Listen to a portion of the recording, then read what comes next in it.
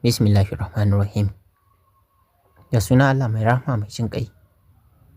Matar Harji gashi na 3. Abubuwa da dama sun faru a cikin watanni, ciki har da tsayar da ranar aurenta da kuma Madi, wanda abin ba karamin dagulawa Jiddo lissafi ya yi ba, ya kuma tayar mata da hankali. Na bata tashi hankalin kowa kan cewa ita ba za ta auri Madi ba dan ɗan iska ne, dan yana cewa su je su zagaya duhun dawa ya gwada mata bindigar shi. Fiye da ta yi tunanin abin zai zo mata da sauƙi, ta kasa samun wannan gatan. Haka ya sa kullum cikin kuka take da tarin damuwa. Ko zaman gidan ma ta daina, da cewa yanzu an hana ta fita tallan nono. Iyayenta su da kan suke fita talla. Sai dai da zaran sun tafi, ita ma za ta haura karen da aka zagaye gidan nasu da shi, ta zagaya ta shiga cikin duhun daji. Sautari sai Fafa ya je gindin magwar da ta mayar da shi wurin zamanta, ya koro ta sannan take dawowa gida. Hatta abinci ta daina ci, sai dai idan ta je yunwa ta tatsi madarar shanu ta sha. Iyayenta kam ko a cikinsu, dan hidimar gabansu ma suke yi. Ana haka ta fara rashin lafiya sosai, dan kamar ma ba za ta yi rai ba.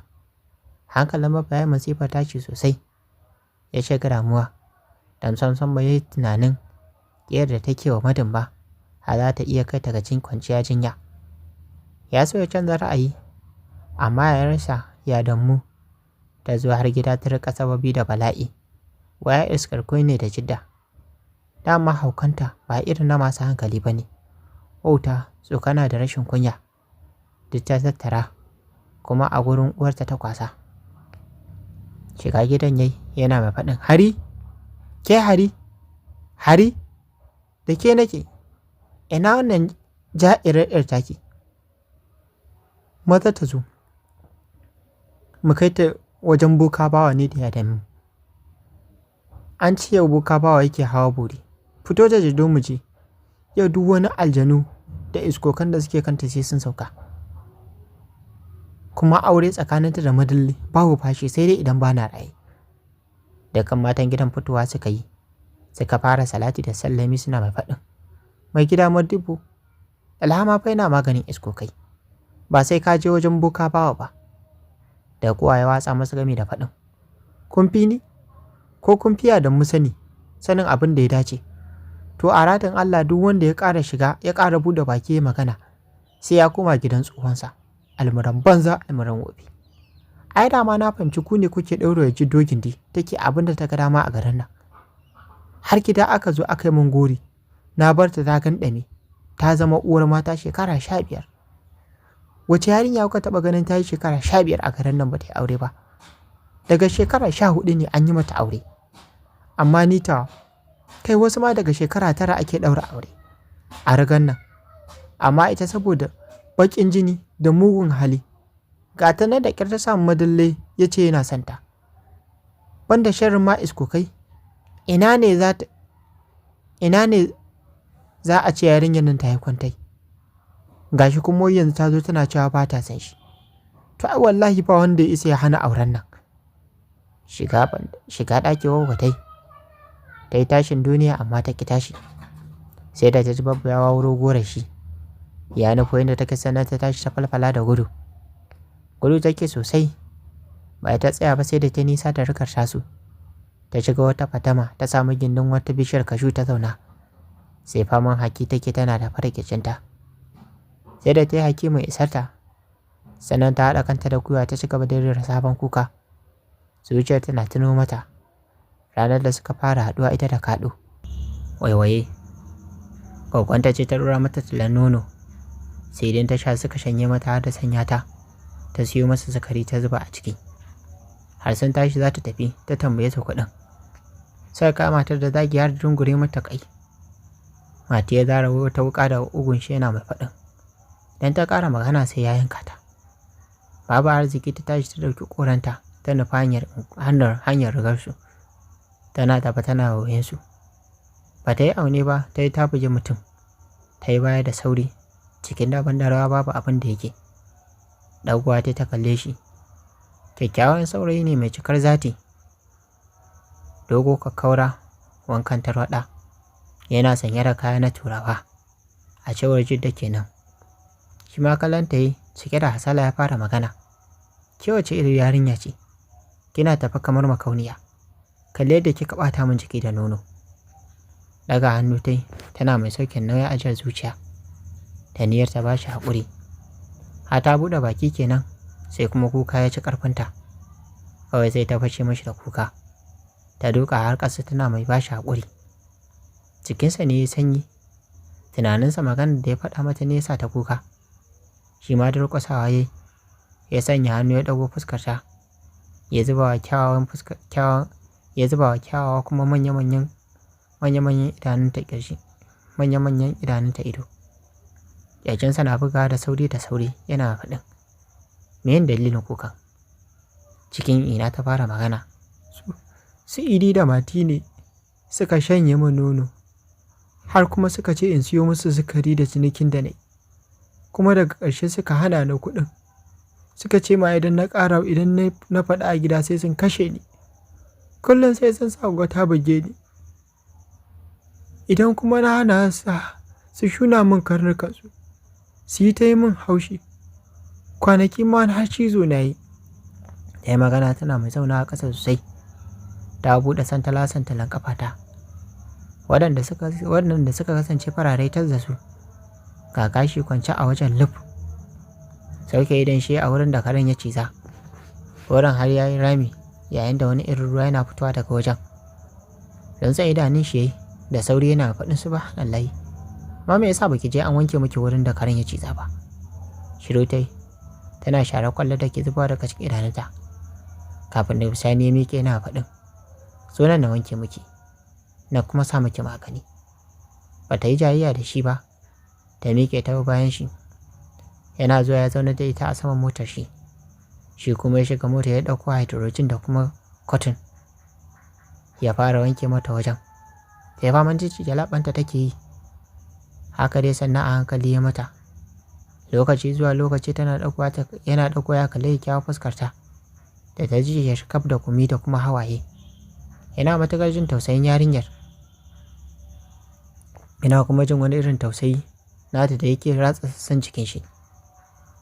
Ko da ya gama sai ya mata plastin ɗin wajen. Sannan ya zuba mata kyawawan idanun shi. Yana mai kallon kyakkyawar halittar babban latana. Yana jin wani irin shauki na taso mashi. A hankali cikin dusashen murya ya fara magana. Ya sunanki? Haɗiye kukan ta tana faɗin. Jidda Arda Jibril. Iskar bakin shi ya farzar. Yana miƙewa game da faɗin oke. Gobe ki zo nan. Zan ɗauko likita. Sai ya sa miki magani ya miki allura. Kin san cizon kare dafi ne da shi. Ƙafarki za ta iya ruɓewa ta lalace idan ba a miki allura ba. Sannan nonon na nawa ne su Idi suka shanye miki. Shiru ta kamar ba za ta yi magana ba. Ta fara haɗa kayanta. Bayan ta gama ne ta miƙe za ta tafi ya riƙe hijabin ɗinta. Fuskan tashi murtuk tamkar bai taɓa dariya ba. Ya zaro naira 2000 ya bata yana faɗin. Ki ajiye min canji na gobe. Zan karɓa kada ku kwata da karminki. Ƙememe jiddan ta yi. Ta ki karɓa kuɗin. Wai dukanta za a yi. Nonon ta na jaka 4 ne da rabi. Kama gefen kallabin ta yi. Ya ɗaura mata naira 1000. Ɗayar kuma ya damƙa mata a hannun ta yana faɗin. Ki ce da gwaggo. Wanne ya siya nonon babu canji. Shi ne ya ce gobe ki bashi ko bakin baci na rabin jakar. Dariya ta tana faɗin. A radin Allah ka haɗa kana da wayo sosai. Za ka taida ni birni ni ma ka koyo min in koyo wannan wayan? Dariya ta bashi. Na haka ya shiga motar shi ya kunna. Tana nan tsaye har lokacin. Ya kwana. Ya buɗe baki tana faɗin kaɗo. Ciwaye ya tsaya yana tunani wai kaɗo. Sai kuma ya murmushi. Ya daga mata hannu.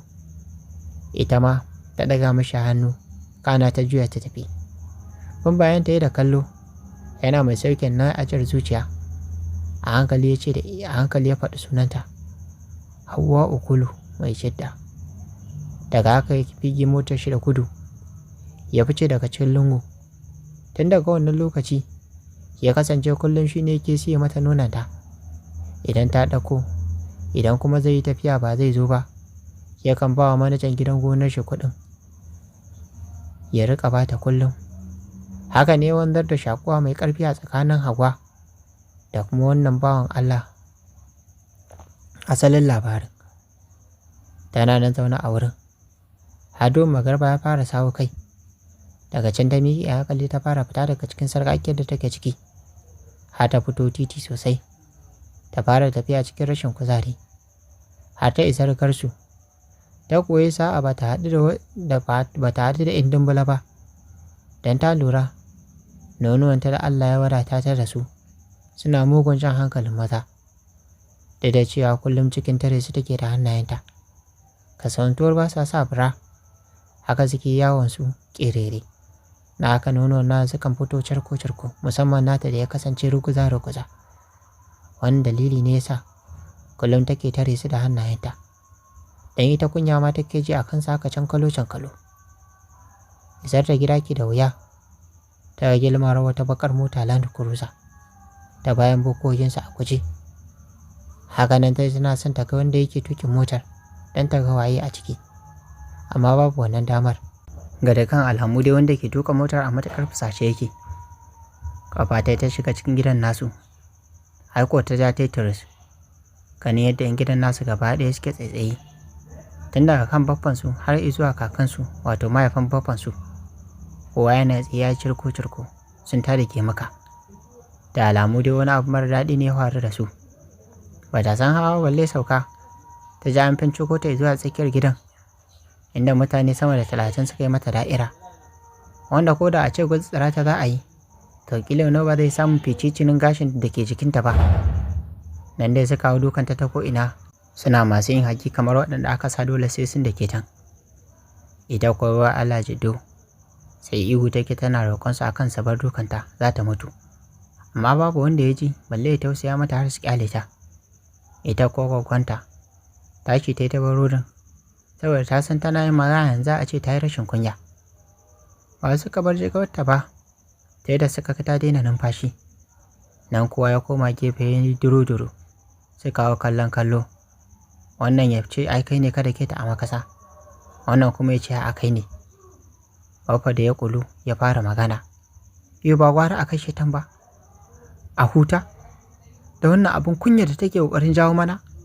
Wai a ce ni har da jibo, ni ne kaɗa ya iya tare cikin idona ya ce yana son irin mutum daga gare ni. Wannan wani irin tozarci ne jidda ta jamun a duniyar nan. Kuka sosai Baffa yake yi, yana kwashe albarkar duniya, yana yaba wa jiddo da take kwance a ƙasa makashiyar rai hannun Allah. Gogo da ke bayan danga tana hangen halin da 'yar ta take ciki, sai faman share kwalla take yi.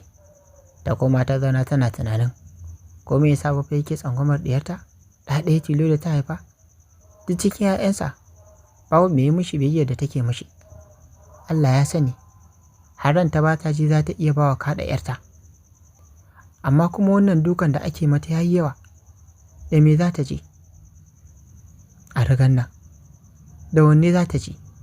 Da auren dole da ake so ta yi da ɗan shaye-shaye, ko kuma da mangarin da ake mata, ko kuma da mugayen wannan alkaba'in da Baffa yake mata. Bata koma ciki ba sai da tabbatar kowa ya kama gaban shi, sannan ta shiga ta tarar da Jummai akan jiddan. Tana ta yi mata surkulle irin na Fulani, tana mai shafa mata ruwa a fuska. Miƙa ta yi tare jan ajiyar zuciya. Suka miƙar da ita zaune, suka jingina da ita cikin garu. Ta zauna tana buɗe idanunta da ya ɗan kumbura sosai saboda bugun da ta sha. Kallon su gwagwar inna ta yi, tana mai matsar ƙwalla da buɗe baki da ƙyar ta fara magana. Mene wasu maddubu da haɗa suke dukana? Wallahi ban san komai ne musu ba. Wayyo bayana gogo, wayyo ƙuguna zan mutu, wayyo kai cona. Tana magana ne tana zubar da hawaye. Kama ta suka shiga da ita cikin bukkarsu. Ina Jummai ta ɗora ruwan zafi a cikin tukunya. Da rawa ta zauna kusa da ta fara magana. Ke ma da ba kya jin magana. Kin sai da cewa a wannan rigar tamu ba mu ba wa kaɗo auren. Me ya kai ki soyayya da kaɗo? Kaɗon ma na maki jinin sarkin noma Mudassir, wanda yake a alƙalawa. Kin san har abada babu jituwa tsakaninmu da irin sarkin noma. Ni kam sai dai haɗa jiddo, wai har kika turo shi, shi kuma ya ɗauko tsayi kamar daren mutuwa, ya zo yana neman izinin aurenki. Kallonsa take da rashin fahimta sannan ta fara magana. Ni ba ni na ce ba. Watan burtali ya shigo jejin nan, amma ni ban san shi ba, a radin Allah gaskiya nake hudi muku. Bage mata baki ta tana faɗin ‘yar koson uwa. Waye ya kawo shi? Har kuma ya san sunan ki Hauwa. Ai har gidan Adda Jibbu, ko kuwa ƙarya ya miki? To ni dai shawarar da zan baki, in ba kya son ki sha wahala to gwara ma ki je ki neme shi inda kuke haɗuwa, ki waɗi mishi ya bi a sayanya shi, ki ma ki bi taki, saboda mu dai ko da mazan garin nan za su ƙare to ba mu ɗaukar sirbaja kamar ke mu ba wa kaɗan ma jinin sarkin noma. Miƙewa in na jin mai ta je ta juya ruwan zafin ta sarka sannan ta zo ta kama ta kai ta, tana miƙewa ta riƙa gasa mata cikinta. Ita kuwa jiddo kuwa take tana mai ciccire baki, tana mai rarrafa ƙirjinta, a cewarta ita ba ta son a kanonuwanta gwara a ga hidikwata ɗanta. Shiga daren Lamir yayi cikin garin nasu, saboda yana tafiya yana hutawa, kasantuwar irin soyayya da zuciyar shi take mashi. Tunda yake a rayuwar shi bai taɓa ganin wulakanci irin wanda aka yi mashi aiwa a ragar Sambata ba. Ikon Allah ne kawai ya kawo shi gidan nasu. Yana shiga bai bata kan komai ba, ya yi sama, ya cire kayan shi ya fada bathroom, yana mai sakarwa kan shi ruwan sanyi. Da sanyin damarar da ake yi a garin. Ba don komai ya haka ba, saboda yana tunanin zai iya samun sauƙi idan ruwan sanyi ya taɓa shi. Amma ina, ko kaɗan babu wani sauyi a tare da shi. Fitowa ya zauna a saman risince inda ke, yana mai dafa saitin zuciyar shi, sai fa an fazar da wata iska yake mai zafi cikin ƙunar zuciya. Sabara ya miƙe ya fara safa da marwa a cikin ɗakin nashi, yana tunanin matakin da zai ɗauka. Yayin da maganganun Adda Jibbu suke dawo mashi a cikin ƙwaƙwalwar shi, yana faɗin, kai kaɗo, dube ni da kyau, ni ba ɗan iska ba ne, mu ba asararru ba ne, ba rakiyar bayi muka zo yi duniya ba. Idan ba kana tunanin ada zira'a da ni, to tun wuri ka daina, don aradin Allah da na baka auren ɗiyata Jiddu, gwamma na tsire ta na cinye namanta. Wannan kalamai sun matuƙar da kan zuciyar Lamir, fiye da duka da dorina sosai. Haka yake ji a cikin zuciyar shi. Bai san dalilin da yasa Adda Jibban ya yi wannan furucin a kan shi ba, ko don kawai ya ga ya zo neman auren Jiddan ne, oho. Ya ci gaba da cewa, kuma mun yi wa Jiddan mamuci, dama mun daɗe samun labarin kai ne kake hure mata kunne, har kana yi mata juyen nono, kana jan ta cikin duhuwar dawa, ka sa ta fito da inenan ta baka ka sha. Me inene? Ya tambayi kansa tare da miƙewa, yana buɗe kofar ya fita shiga kicin. Ya dafa ruwan shayi, ya dawo falon sai ya zauna, ya tasa kofin a gabansa ya kasa sha, don ko kurɓa dai bai yi ba, saboda Hauwa kawai yake gani a cikin idanunsa. Dukan kansa ya tarar tambayar kansa, ko yaushe shiga wannan cakwakiyar rayuwar? Wace kadara ce ta kai shi ma ƙauyen alƙalawa, har ya ƙarasa rugar Sambaju, ya haɗu da Jiddo, ya fara yi mata wannan sannan mutuwa da rayuwa. To jama'a, dududu a nan dai za mu dakata duba da halin lokaci. Kowane hali Jiddan take ciki? Shin Mada za ta aura? Ko kuma wannan santalelan saurayi mai suna Lamir? To, domin jin amsa wannan tambaya sai a tara shi na gaba, tun jin yadda za ta kaya a cikin labarin da muke kawo muku mai suna Matar Hariji. Wannan ni Abubakar Sadiq nake kawo muku a wannan channel tamu nake cewa, idan wannan ne farkon zuwa wannan channel tamu sai ku danna mana subscribe sannan ku ta mana alamar ƙarar sanarwa. domin ya dinga sadda ku da samun ɗora sabon shiri. Kana ku ta wani alamar like domin ƙara mana ƙwarin gwiwa. Sannan ku sha wannan bidiyon ga abokananku da ke da Facebook. Sannan kuna damar ajiye ra'ayi ko rafi ko ba kuma sashen kamar da dole da muke kawo muku. A huta lafiya.